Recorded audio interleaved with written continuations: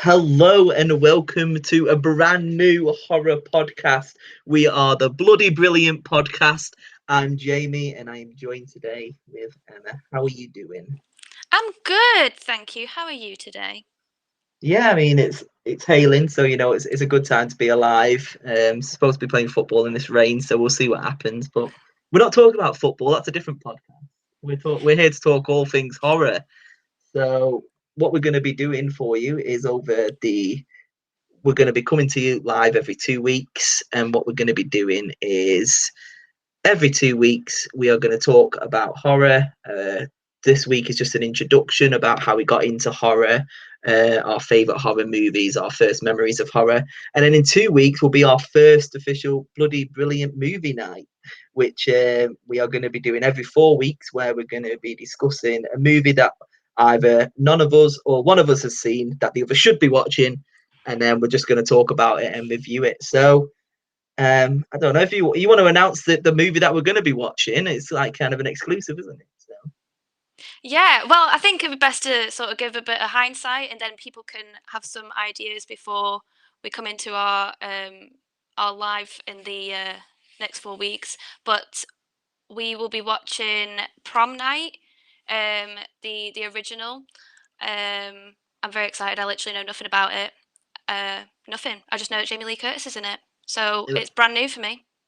literally know nothing about it. The worst part is because of all these documentaries that are out there, I already know what happens at the end because I say I'm a massive slasher fan, so I always like try and read up on slasher. So I already know what happens, but I'm looking forward to how it happens. Well, I watch the exact same documentaries, but my mind is a sieve.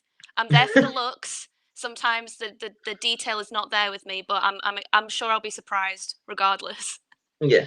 We'll see what happens anyway. And like I said, it's going to be interesting to like dive into these films that we haven't watched before, and I say deep dive into it. I mean, the way that we talk, it's probably not going to be as much as an analysis, but there we No, enjoyed it. It's good. There you go. That's the yeah. episode, guys. Thanks. Well, unless it gets to a point where one of us didn't like it, which is very rare for me and you, but I do think that could come up at some point. Did you like us? I did like us, yes. But there we go. We're not talking about Oh, us there you because I go. hated us. Absolutely hated us. I don't know because I'm probably like talking about Get Out. Like Get Out's one of my favorite like horror films hmm ever. But yeah, it was just compared to that, it was just awful. I think And we've had this. I already guessed what happened in the cinema because in the trailer they've got the bit with the throat grab. I was just waiting for that to happen, which means I knew what was going to happen towards the end of the film. Well, I think this is where we differ because I actually preferred Us over Get Out. Like Personally, get out now. literally leave. But no, I really enjoyed it. I don't know. Maybe it was. Uh, hmm, I don't know what it was about it. There was just something a bit more that I enjoyed about it. I think maybe because it was a bit more unrealistic with the doppelgangers. I think that's a kind of what I mean.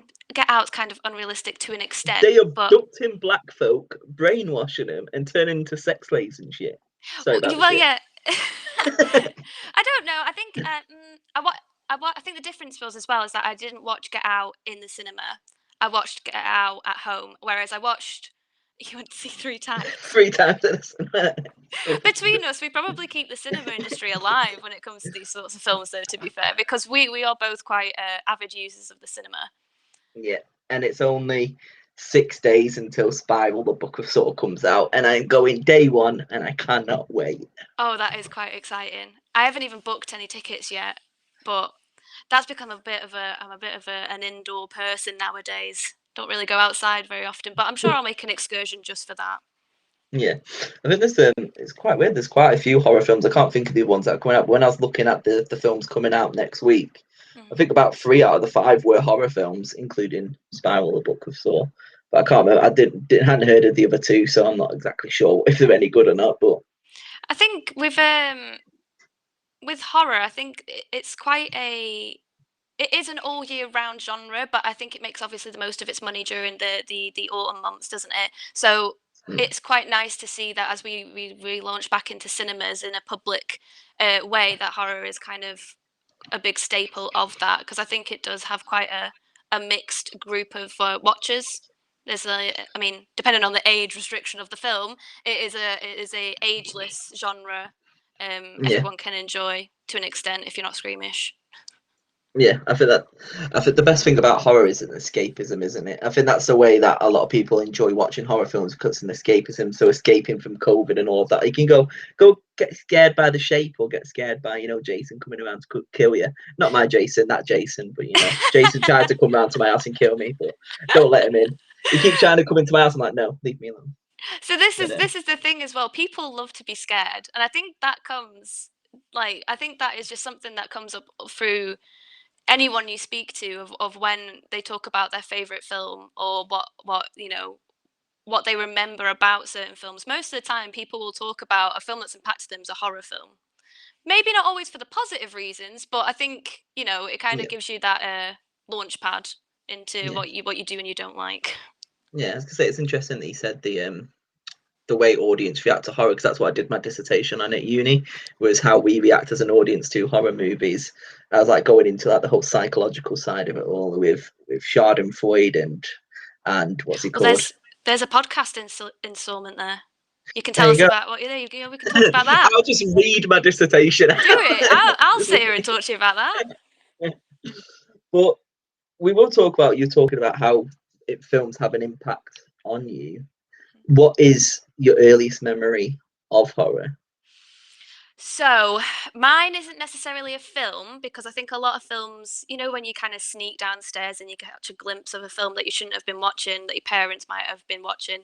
My first introduction properly into horror was Buffy the Vampire Slayer. My mum watched Buffy quite religiously, and I ended up getting introduced to it that way. Um, my mum's definitely kind of been the most influence on my horror and alternative lifestyle. She's been everything from a new romantic to a punk to all sorts when she was younger. So I think I kind of get that from her. And Buffy was kind of like a bonding time with us when I was younger. She probably doesn't even remember that, to be honest, but that's fine because I remember it. I don't think I've watched a lot of Buffy. I don't think I've ever sat from start to finish and watched it all. I remember watching a lot of it. I don't think Yeah. I've ever watched it all. Well, that's the thing, and I remember watching a lot of it. I know the plot points, I know the big things that happen, but I can't say that I've actually sat from episode 1 through to the end and could tell you. Angel, again, the spin-offs that come from it is such a wide universe. Sometimes it's a bit hard to catch up on what's happening in each one, but I think the female characters, especially in Buffy, and around the time as well that it was made, were quite good influences. I mean, yes, they were fighting vampires on the weekend when they should have been doing their studies, and that's not something that I should have probably been How did aspiring anyone to. graduate? Exactly. I mean, the high school was literally on the Hellmouth, so how they graduated, I have no idea. But I think, yeah, it was something that I definitely wanted to be Buffy when I was Buffy Summers when I was younger. Definitely. What about Yeah. you? What was Well, your introduction? I was gonna quickly ask, what was your favorite episode? Oh, Hush. you know what my favorite episode is. I've It's literally gone completely blank at the title, but it's a musical episode, isn't it? Once More with Feeling. What's more with feeling? That's the one. I love Once More with Feeling, and I know that's really, really, really people will just say that's the worst episode because why would you need a musical episode? But every season of any show has a musical episode in some shape or form. Even Scrubs has one. It was just It's very. all because of Buffy, though. But this is the thing. Mainly. It kind of again, it's another thing of it started all these shows that we have now that are around demon slaying or vampires and stuff like that. Buffy was quite, the trendsetter for that and trendsetter of my life as well. You've seen Hush, though, haven't you? The episode Hush. That's the one where they can't speak throughout the whole episode. Yes, yes, I have seen Yeah, that. because I know a lot of people are like, "This is my favorite episode, Hush." So we had to watch it in film studies because there's no speaking or anything. It's more like, how do you show it, not tell it, to a degree.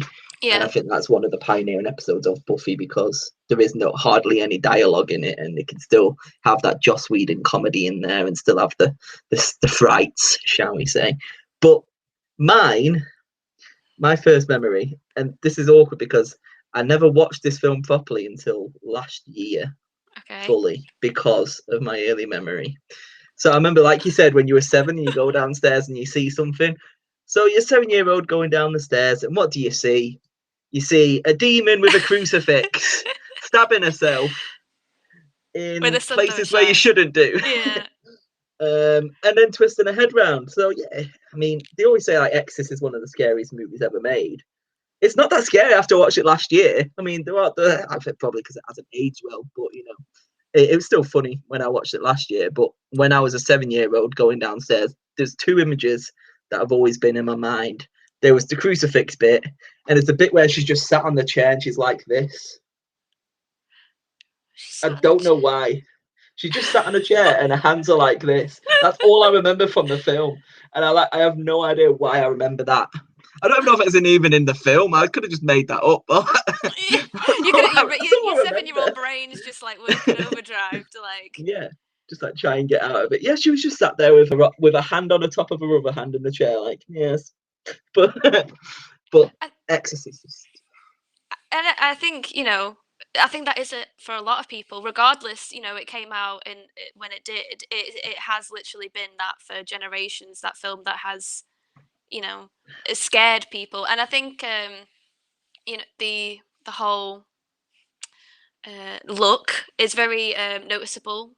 Halloween, it's a very standard costume. People tend to go for it, and again, similar to Buffy, it's been not redone, but essentially it's influenced a lot of that type of film. Exorcism, religious, supernatural kind of films, and also just kind of Scary Movie too. I was just about to say people have taken the mick out of it as well, like Scary Movie 2, which we watched Scary Movie 2 and The Exorcist last Halloween as part of like mine and my partner's A great double bill. thing. Well, yeah, it was great. We had to break up some of the films with having Scary Movie in there and Scary Movie 2 in the middle, just because it's purely the best one. I don't care what anyone says about the Scary Movie films. I think the second one's the best one personally. But that's my honest opinion. I do like the second one, but you can't beat the first one because it's Scream and it's got Doofy, which is probably one of the best characters in it all. But I do really like Scary Movie 2. Yeah, and I think it's a staple piece. It's been done time and time again. People will still pay to watch the Exorcist-esque kind of movies, and it's again, like I said, it's a pioneer of its time, isn't it? Very good first one. Not for a great reason, but yeah, first. No, but after that, like I said, it was my uncle was always like watching these horror films, and then it got into A Nightmare on Elm Street after that, and then A Nightmare on Elm Street was my first proper film that I loved, and then also gave me nightmares because of the Johnny Depp bed scene, which is why I can never have white sheets, not for bad reasons, but like blood, like coming up because that's what he's in, isn't he? Yeah. So obviously, because that just reminded me of that. So it couldn't have like a white bedding or stuff because blood coming out. Not because I was shitting myself or pissing the bed, nothing like that. Just before anybody thinks that, I wasn't doing that. But yeah, it just reminded me of the whole blood splatter bit, which again traumatized me when I was a little bit younger as well.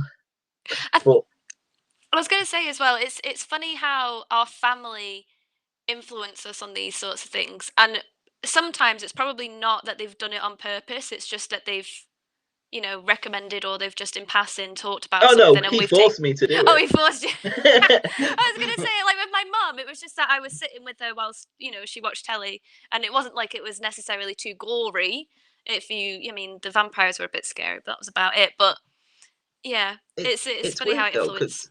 You know how much I love horror. Like, obviously, it's why we're doing a horror podcast. I was gonna say, but Georgie doesn't like horror. She gets really scared, and it's like, I have no idea how.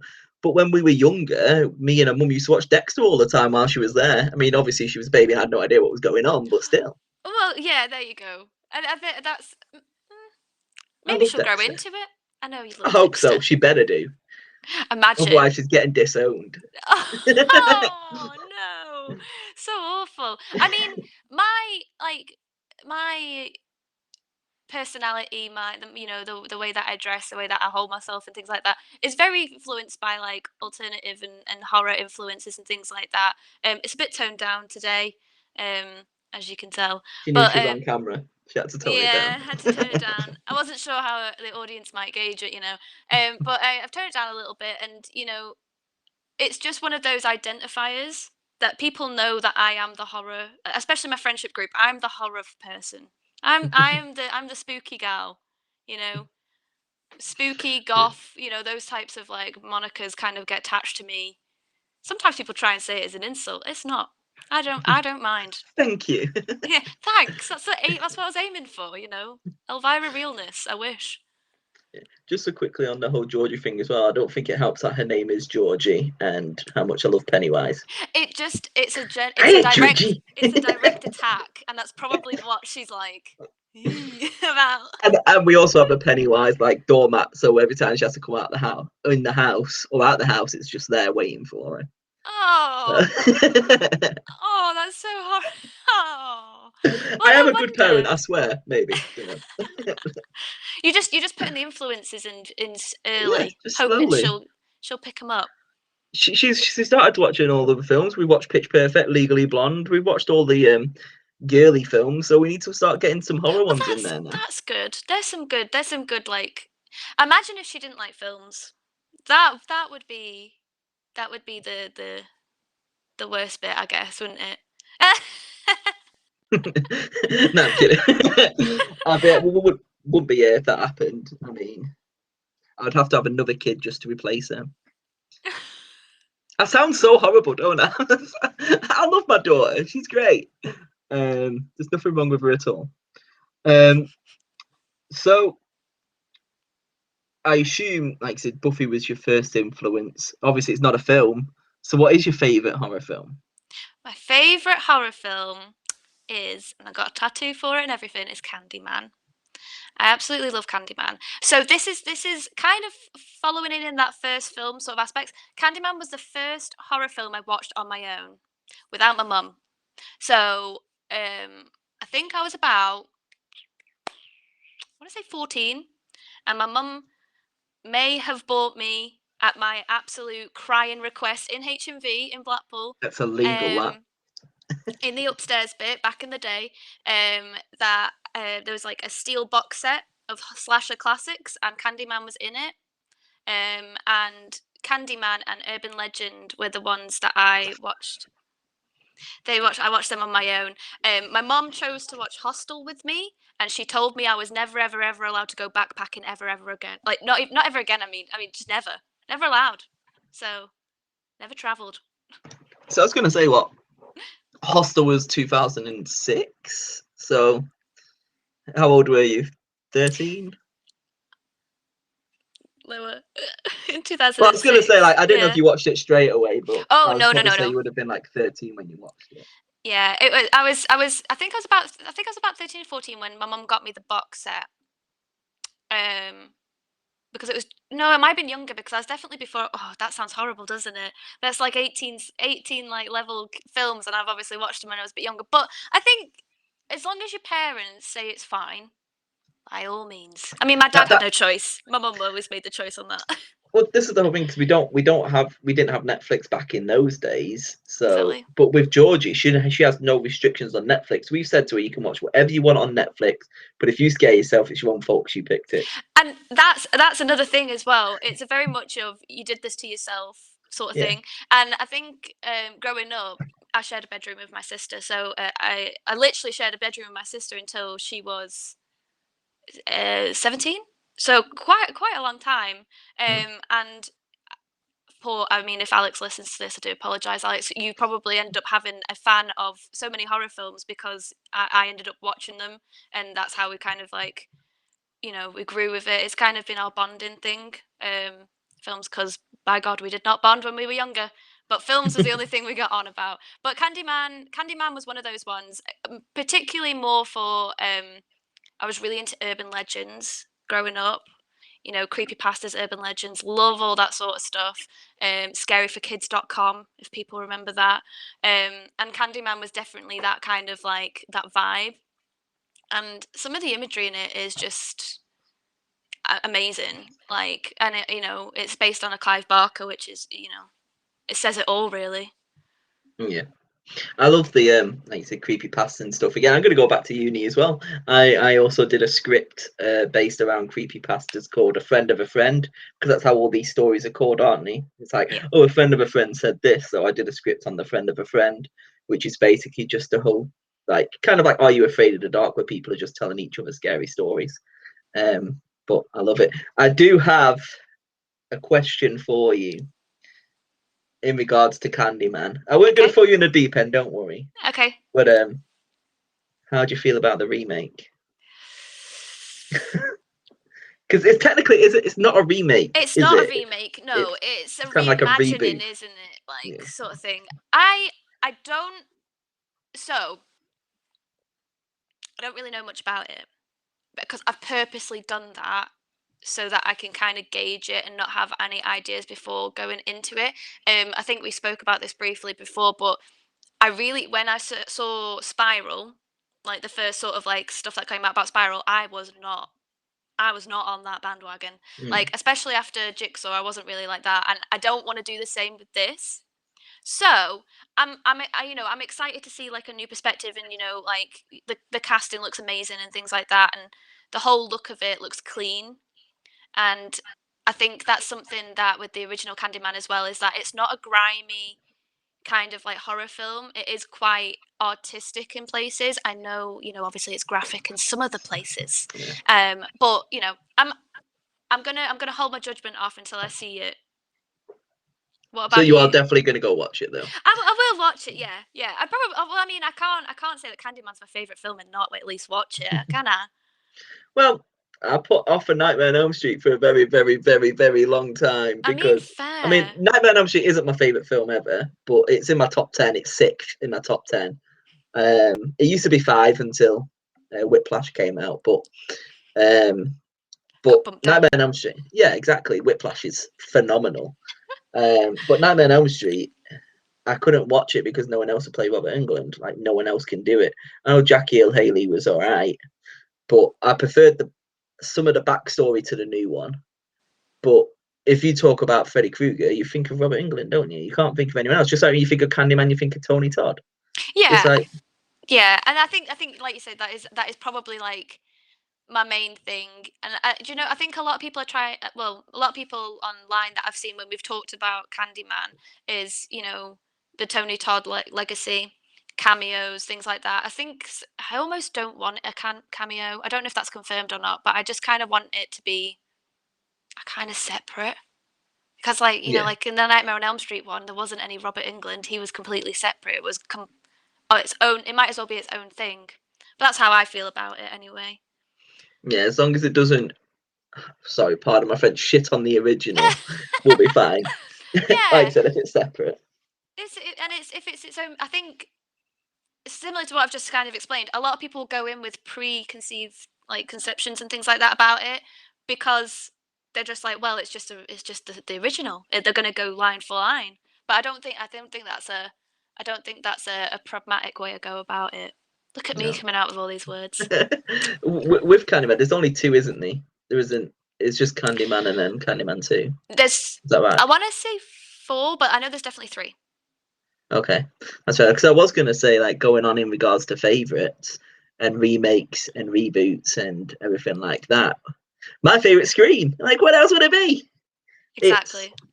I said released in 1996. Wes Craven is my boy. Like, I love Wes Craven. Obviously, did Nightmare on Elm Street and Scream. I always say you'll never have Scream without like Freddy Krueger because Wes Craven's New Nightmare gave birth to Scream. Obviously, with Scream in the way it is, with its postmodernism and the way it's deconstructing the genre, it was kind of toyed with in New Nightmare, where for anyone that hasn't seen Wes Craven's New Nightmare, it's like completely underrated. It's amazing. But they're bringing like Freddy into the real world and they're having the actors playing themselves whilst talking about Nightmare on Elm Street, the film, and just disregarded 2, 3, 4, 5, 6, 7. But but it's just a great film. And Scream, like I said, you've got Scream 1, 2, and 3, Scream 4, which is 10 years old now. Mental. 10 years old. Oh Yeah. my. I remember getting so excited to go to the cinema and watch that film. I remember seeing it to like the lead up to it, and there was just the teaser of Kristen Bell and Anna Paquin. Is that right? In the opening scene. Yeah, you had Anna Paquin, Lucy Hale. Oh, Kristen Bell was in the beginning as well, yeah. So it was. I don't know why I got duped because it was very much a Drew Barrymore sort of thing of them getting like listed as characters, and then obviously if you see the beginning of Scream 4 and it's just like, oh, well, I absolutely got love that hyped for as well nothing. because it was good that Wes Craven directed all four of them as well. Obviously, we've got Scream 5 coming out next year, which obviously sadly won't be Wes Craven, but he directed all of them. You hardly get that in franchises, the same director directing all of them. Nightmare on Elm Street was done by all different directors. I want to say probably Friday the 13th definitely was. I don't think it was Sean C. Cunningham. Is that what he's called? Sean Cunningham, I'm sure. I can't remember the middle initial. But yeah, like I said, it's all different directors. But Wes Craven to have his own, I say trilogy, it's a quadrilogy now, isn't it? A synchology. I don't know what a 5 is. I think it's a synchology. Whatever that's going to be. Saga. We'll just say saga. That's easier. Saga's better. So I'm excited for Scream 5 because they have announced everybody is coming back. Neve Campbell, David Arquette, and Courtney Cox. Not Arquette now, but just Courtney Cox in it. But if we talk about Scream, I think it's one of the only films I've ever watched with director's commentary on it. Really? That's a fun fact right there. I have never watched anything with director's comments. That is very prestigious.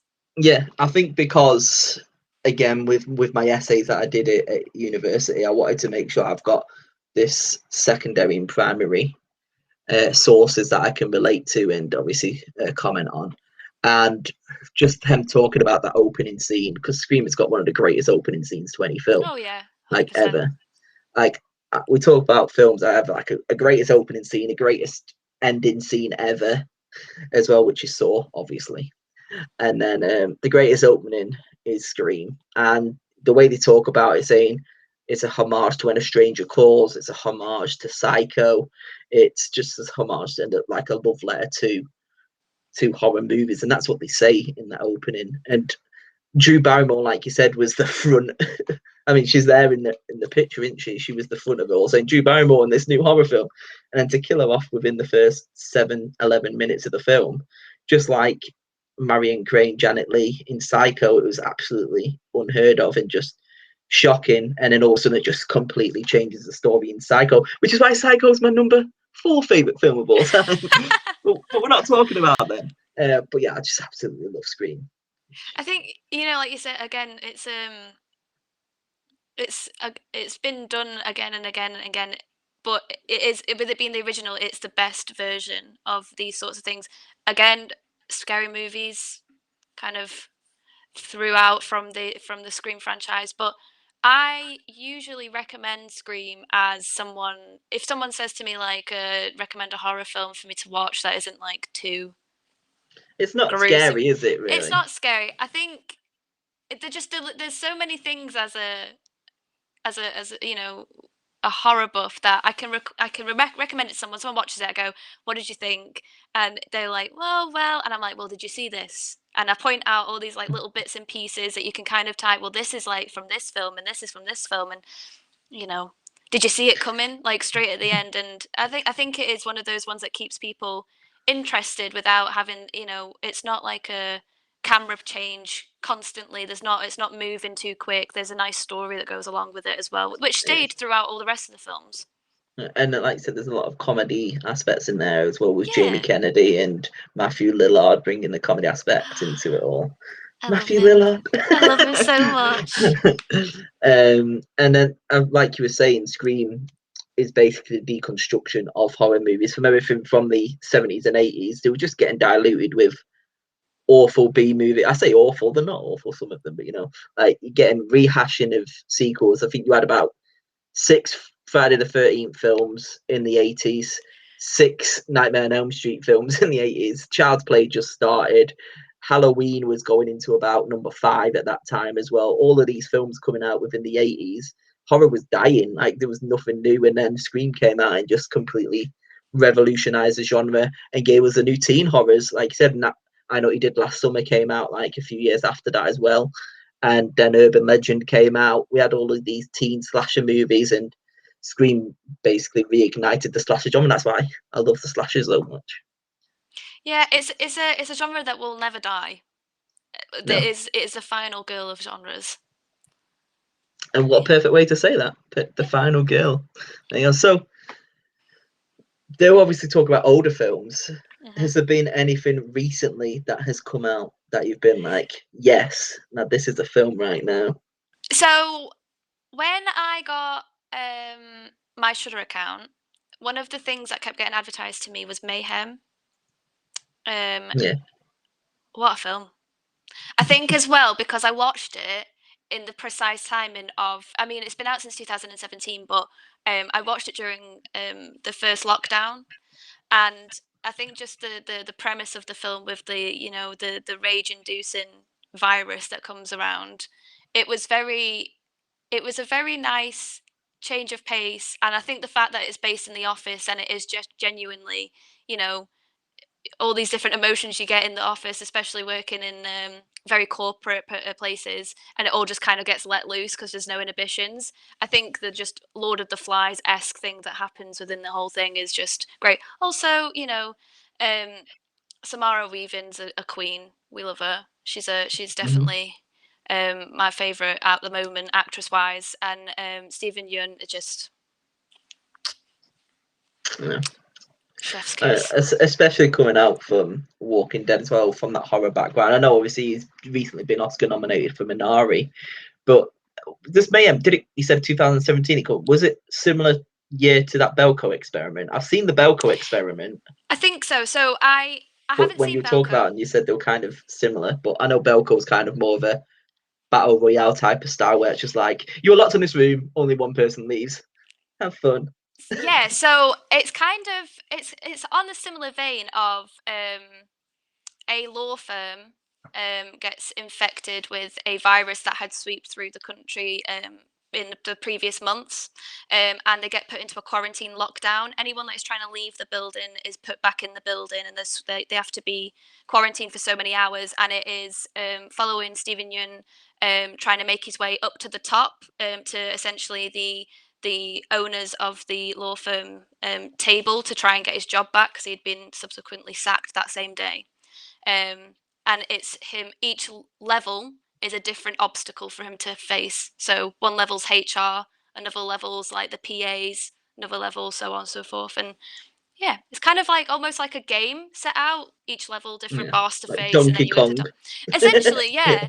And then just using these new ways of inflicting pain. I know that sounds like so graphic, doesn't it? But there's a nail gun. It's not guns and knives and things like that. It is literally just what you would office find in an supplies. office. Yeah, Yeah, have a stapler to the face. exactly. And it's just stuff like that. The nail gun is quite useful. I think they find that in a holding area somewhere in the maintenance department. But yeah, I very much recommend if you haven't seen it. Very Uh, much. yeah, I had no idea that's what it was about. I always saw it and was just like, doesn't interest me at all. But from what you're talking about, I'll add it to my list. Add it to the list. I will add it to your list as well. So you said before we went live, you think you know what my film is. So now you put me on the spot, and I'm like, oh, maybe Yeah. it's not. So I thought, because it's my second choice, and I was like, oh, I wonder if Jamie will choose this as well. I was going to say Doctor Sleep. Oh, Oh, really? I loved Doctor Sleep. I enjoyed it. I'll tell you a funny story about Doctor Sleep. I'm pretty sure I put this on Facebook, or I may have told you at the time. It's the only time I've ever been in the cinema where half of the people have walked out. Never. I think no, I do think I remember you saying this. I find that so insane. I mean, Mike Flanagan is put out some absolute I haven't seen bangers. House yet, so like House on Haunted Hill or Bly Manor.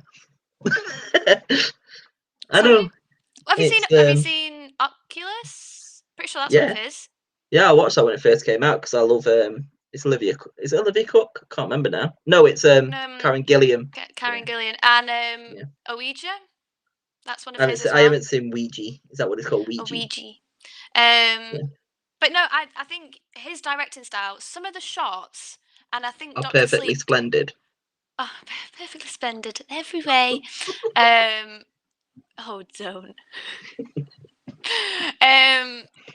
I think just the shots. I'm talking about it as if this was my choice, but some of the shots are just amazing. And Rebecca Ferguson, what a woman!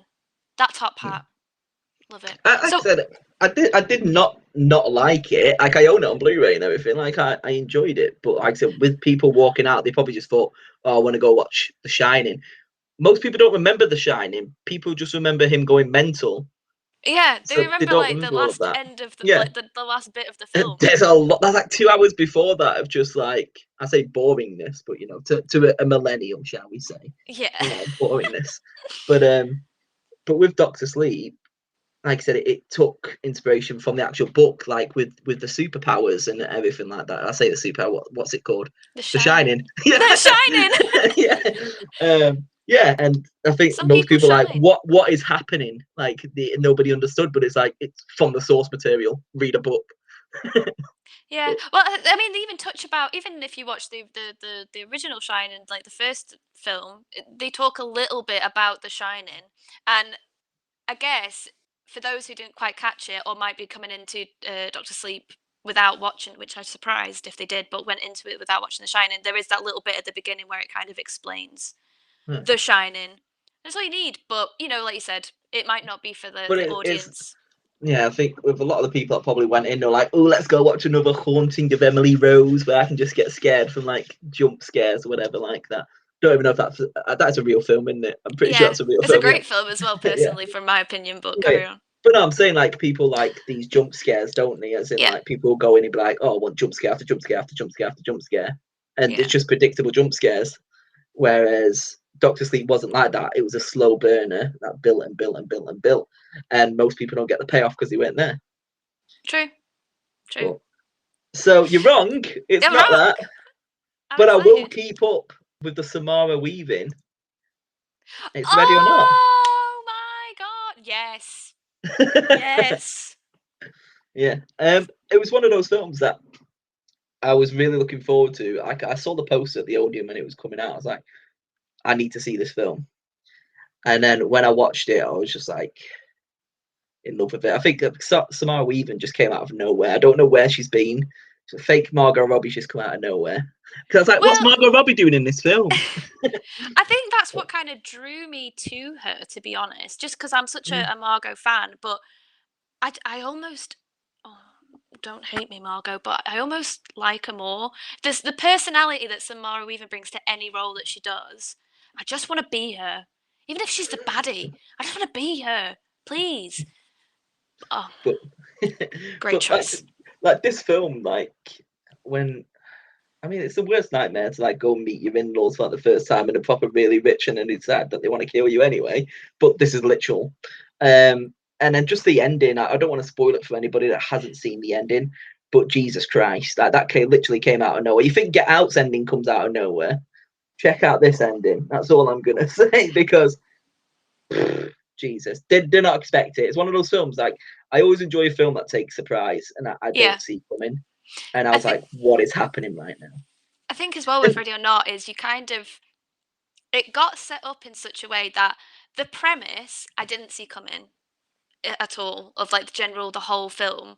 Um, but then when it was kind of leading, once the premise had been set, I was like, I can kind of see where this is going to end, and then it completely was just like, nope, this is how it's going to end, and Not I was like, today. oh, okay. Again, some great acting in there as well. We've got Adam Brody. Adam, Adam Brody, love Adam Brody. He's gotten better. Like his like acting. I hated him in the OC. I really don't like those kinds of like TV shows anyway. But anything post that, I'm Anything all, after he was famous for I'm the also OC. I'm also including his very minor role of like one Promising line in the Woman. ring. Oh, the Promising Woman as well. I thought you No, were going to say because he's in no, that, isn't he? he has one line in the ring, and I remember seeing it, and I was like, I love you. And then that's just where it started off from there. But you know, I think as well is that he's kind of grown into this like horror genre, and that's I kind of like that for him because again he's in like Jennifer's Body as well, and it's just nice to see. Listen, he's Scream 4 as well, isn't he? He's one of the cops. I think so. Couldn't tell you. It's been a long time since I've seen Scream 4. I want. Sorry. I want to say probably. Again, I haven't watched it. I need to rewatch them all before Scream 5, which again they should have put the S as a 5. Just saying. but I mean, why not? Because the 5, But it doesn't read right. Fry-ream. Oh yeah, yeah. Fry-ream. Yeah, but you know what it is, don't you? It's like when they put the 13 goals has got 13, the number 13 in the middle of it. Yeah, I get that. I get that. A 3 doesn't even look like an R, but it's got It's the 13, the 13. Multiple exactly 13s. a 13 inside 13. Which I saw that post, by the way, the other day, and was like, yeah, how great would that be as a TV show? That's something we need to do. We need to pick. I don't want to throw you on the spot right now. We'll do some research into it. But a horror film that would make a great TV show now. I think the post that we're talking about is obviously 13 Ghosts being moved into a Netflix series, which I absolutely would watch. Absolutely. Yeah. But I'd have to think about it, to be completely honest with you, because I think there's a lot of films where you get enough of the character to take you through the film, and there isn't really a lot of, you don't need the lore behind it. But I know there is obviously a few where you would like to know more. I can't think any of Well, off the because spot. they have done, Fox has done The Exorcist, they did 2 series of that, which Yeah. followed on, and Reagan actually came back and played herself in that in the second Linda season. Blair. Linda Blair, yeah. And then they've also done Scream, the TV show, series 1 and 2, and then they rebooted it for series 3 on MTV. Yeah, and then I just had another one in my head and it's gone. It's gone. It's gone. It's gone. It's gone out of my head. But I think it's one of those things of, is it going to be too niche of a concept that you're not going to get the viewers first time round? So I think it needs to be done very carefully, marketed very carefully, and I think it needs to not pander too much to fan service, which I think a lot of these sorts of things tend to do to an extent.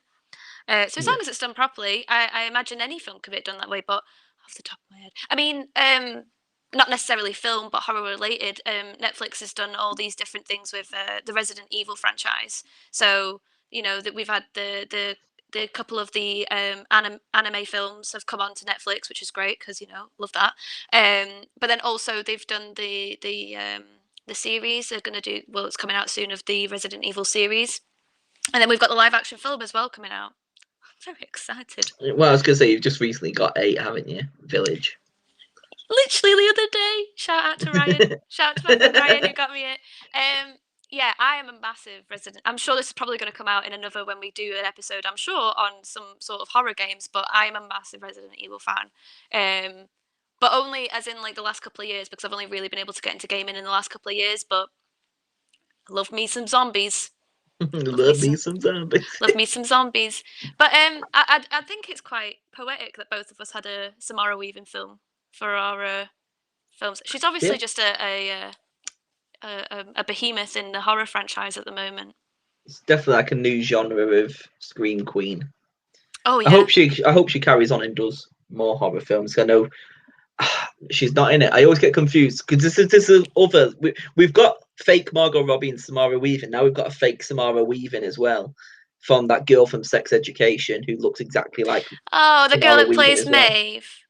Yeah, Maeve? sure. Yeah, I've never seen but her. but she's in the new Agatha Christie Murder on the Nile, and I'm like, oh, Samara Weaving. No, it's not. Oh, it's Margot Robbie. No, it's not. It's her. It's like, all right, Oh fair no, enough. it's like the Zoe Deschanel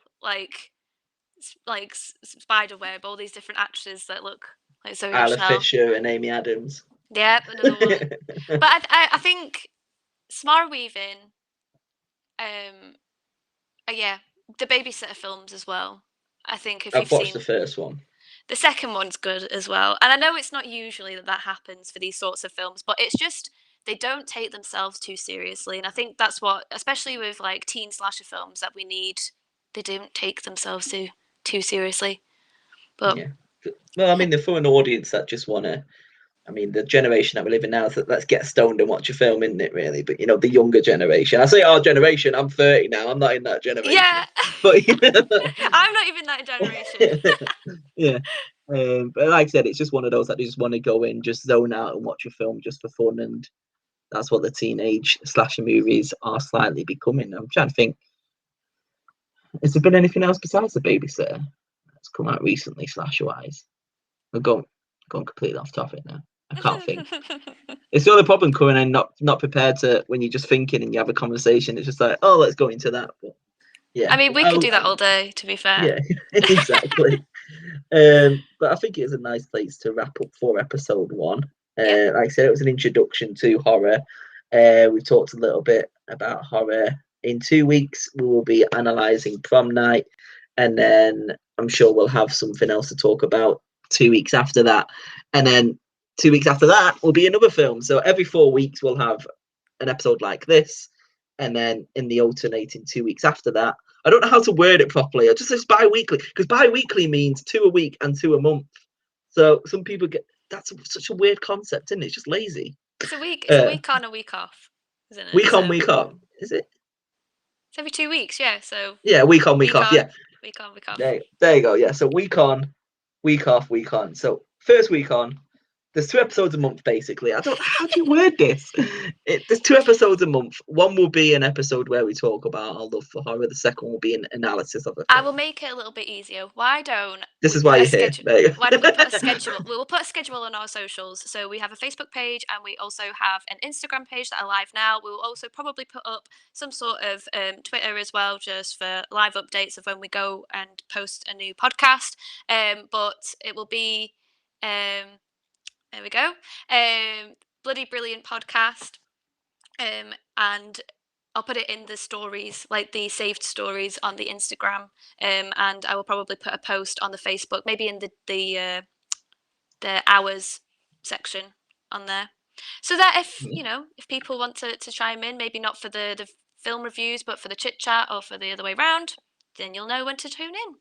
Yeah, any films that you may feel like we need to watch or you want to hear us review and get our opinions on, we'll happily do that. And any questions that you have as well, we'll try and answer them as well. But that's it for episode 1. We did it. We did it. Thank you. Yeah, thank you very much for joining us, guys, wherever you listen on Spotify or Apple Podcasts or watching us on YouTube. Hello. Goodbye. Bye.